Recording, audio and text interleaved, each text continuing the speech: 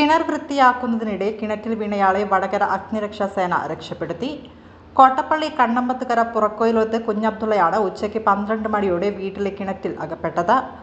വടകര നിന്നും station charge MP സിജുവിന്റെ നേതൃത്വത്തിൽ സീനിയർ ഫയർ റെസ്ക്യൂ ഓഫീസർമാരായ O Aneesh, R Deepak, fire rescue officer driver PK Jaisal, K Zubair, fire rescue ഓഫീസർമാരായ KP Biju, A Liju, P Ageesh, KM Vijeesh, PTKC Bishal, Amalraj OK, home guard VK Bineesh എന്നിവർ രക്ഷാപ്രവർത്തനത്തിൽ പങ്കെടുത്തു.